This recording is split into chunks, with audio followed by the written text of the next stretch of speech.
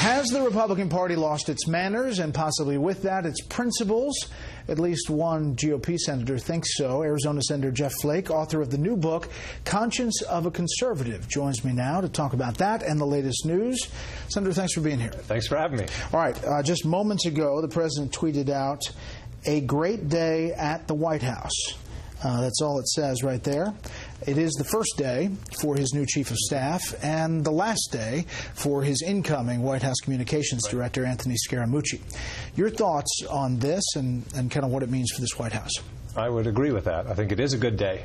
I was wondering, I think all of us were wondering, if Admiral Kelly or General Kelly, General Kelly would be the chief of staff or chief of some staff.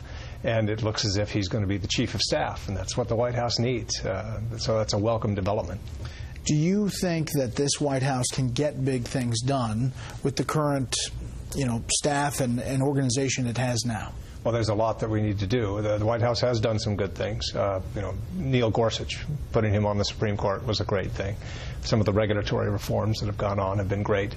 We've got tax reform to go through. That's going to be a big lift. I don't think it's as difficult as health care reform, but it's going to be difficult. And so that's going to require a very disciplined administration and Congress to get that done. So I hope so. This is the Office of Management and Budget Director Mick Mulvaney over the weekend about health care. Well, I think, yes, and I think what you're seeing there is the president simply reflecting the mood of the people. In the White House's view, they can't move on in the Senate. In the people's view, they should move on in the Senate. They should stay and work and figure out a way to solve this problem. Talking about health care, don't do anything else until you get health care fixed. What do you think about that? I think we've about reached the limits of what we can do with one party. I think we're going to have to involve the other party. We tried. I voted for it. I would have liked to have kept health care alive that way. In Arizona, 200,000 people will wake up today or tomorrow without health insurance. They will have paid the fine, but they can't afford the insurance. And a similar number, or bigger number, are paying the premiums but can't afford to use it.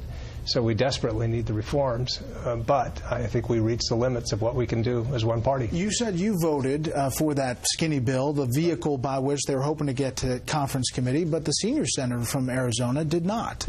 Your feelings about John McCain's vote? John McCain's vote was consistent with the position he's taken for a long time. We need to get back to regular order, that we should have put this bill through the committee process and done it that way. So I don't begrudge him for taking that position. I felt that we ought to keep it alive, but I respect his position. In this environment, can tax reform move forward and Republicans get through with a W on this? I do think that there are a certain number of Democrats, maybe not the Democratic leadership, but Democrats who want to see tax reform, who know that we're not competitive globally unless we do tax reform.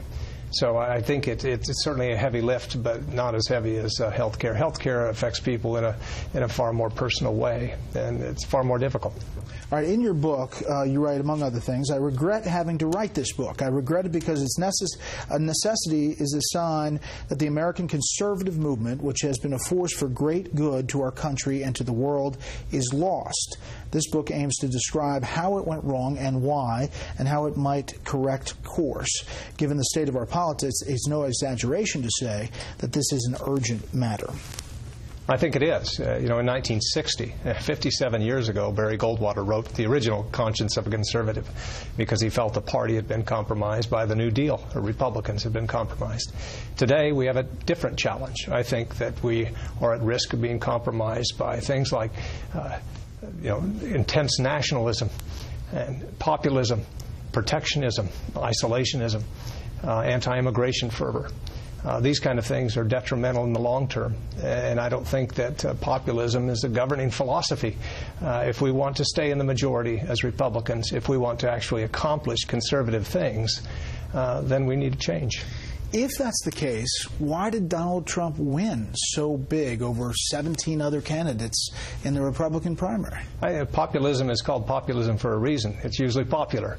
But once you get off the sugar high, then the results aren't very good. You have to remember, we held a majority as Republicans from 2001 to 2006, most of that time, while I was in the Congress, in the House, and we lost it. We lost the majorities in the House, the Senate, and then in 2008 we lost the White House as well. Because I think we had kind of lost our way as conservatives. So this situation we're in today is not just the result of this president or this last campaign. It's been a long time in coming, and we need to correct course. You've had some dust-ups with President Trump, and he's even in the campaign and then after that. Can you work with him going forward? You bet. I think he appointed a great Supreme Court justice. I worked with him on regulatory reform. You have to remember, when I got to Washington in 2001, I came with Mike Pence. He ran a think tank in Indiana. I ran a think tank in Arizona. We were both elected at the same time. We opposed President Bush's significant initiative, the No Child Left Behind. And then we opposed the prescription drug benefit. Didn't think that was very conservative. But we worked with him on other things. I certainly did, and President Bush just came out and did a fundraiser for me, and because I was with him on most issues. With this president, I'll oppose him when I think he's wrong and support him when I think he's right. Senator Flake, we appreciate the time. Thanks for having me on.